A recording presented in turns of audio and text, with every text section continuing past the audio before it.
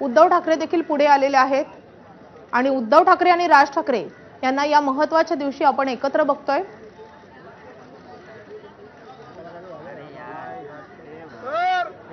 राज ठाकरे आदरांजली वाहतात आणि त्यांच्या मागे उद्धव ठाकरे देखील उभे आहेत। मनसेचे नेते देखील त्यांच्या सोबत आहेत।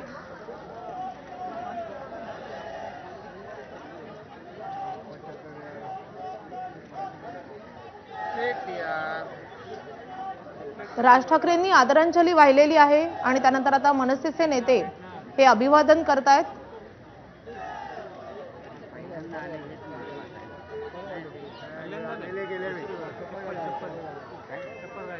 आता राज ठाकरे काही क्षण इथे थांबणार आहेत की लगेच निघणार आहेत हे बघावं लागेल।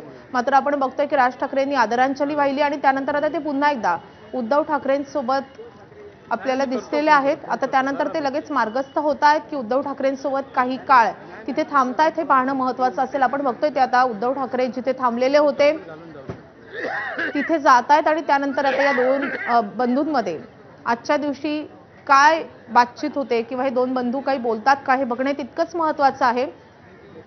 आजचा दिवस खूप महत्त्वाचा आहे जे आम्ही वारंवार सांगतो की प्रत्येक शिवसैनिकासाठी आजचा दिवस हा खूप भावनिक असतो। मात्र मनसैनिकांसाठी देखील तो तितकाच महत्त्वाचा आहे कारण पूर्वाश्रमीचे ते बाळासाहेबांचेच कार्यकर्ते आहेत। त्यामुळे बाळासाहेबांनी त्यांना घडवलंय। आपण बाळा नांदगावकर असेल किंवा नितीन सरदेसाई असतील किंवा संदीप देशपांडे असतील या सगळ्या नेत्यांच्या मार्फत अनेकदा याचा उल्लेख पाहिलेला होता। त्यांच्या डोळ्यात अश्रूही आपण पाहिलेले होते जेव्हा हे दोन बंधू एकत्र दिसलेले होते आणि त्यानंतर आपण बघतोय गेल्या काही दिवसांपासून हे दोन बंधू वारंवार एकत्र येत आहेत आणि आज जेव्हा बाळासाहेबांचा स्मृती दिन आहे तेव्हा पुन्हा एकदा हे दोन बंधू एकत्र आलेले आहेत। आपण पुन्हा एकदा जाऊयात वेदांतकडे। वेदांत, राज ठाकरे दाखल झालेत आणि त्यांनी अभिवादन देखील केलेलं आहे।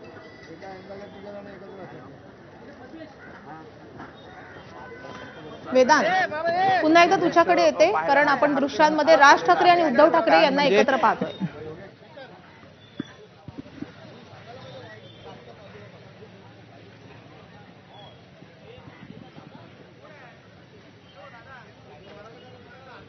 वेदांत, तुला माझा आवाज येत असेल तर आपण मगासपासून याच गोष्टीचा उल्लेख करतोय। 11 वर्षांनंतर हा क्षण येतोय।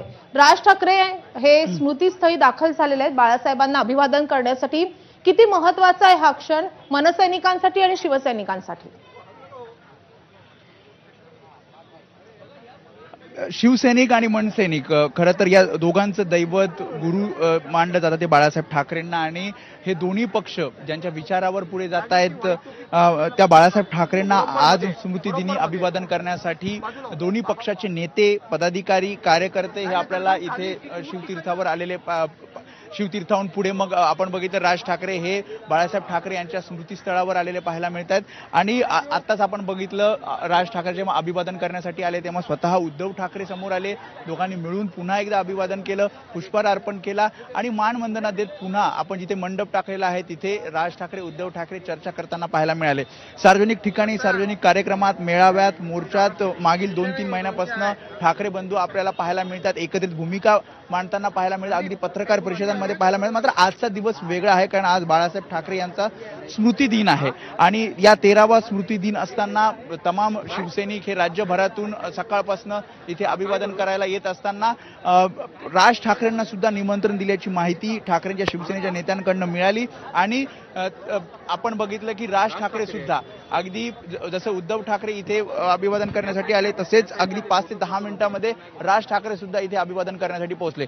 2014 साली अशाच प्रकारे युतीच्या चर्चा सुरू असताना राज ठाकरे हे अभिवादन करण्यासाठी आले होते आणि आज 11 वर्षांनंतर जेव्हा एकत्र येतात एक वातावरण वेगळं आहे। ठाकरे बंधू एकत्र येणार, युतीची चर्चा सुरू आहेत आणि अशामध्ये दोन भाऊ एकत्र येणं आणि आज बाळासाहेब ठाकरेंच्या स्मृतिदिनी एकत्र अभिवादन करताना पाहायला मिळालं। त्यामुळे नक्कीच एक प्रकारची स्मृती किंवा एक प्रकारे भावनिक वातावरण सुद्धा शिवसैनिकांमध्ये आणि मनसैनिकांमध्ये आहे कारण बाळासाहेब ठाकरे यांचं म्हणणं होतं की दोन भाऊ एकत्र आले पाहिजे आणि आज जसा तू काही वेळापूर्वी सामनाच्या अग्रलेखाचा उल्लेख केला त्यामध्ये सुद्धा त्यांनी म्हटलेलं आहे की दोन भाऊ एकत्र यावेत ही इच्छा होती आणि त्यामुळे आज या दृश्यांमध्ये पुन्हा एकदा आपण बघतोय बाळासाहेब ठाकरेंच्या स्मृतिदिनी दोन भाऊ एकत्र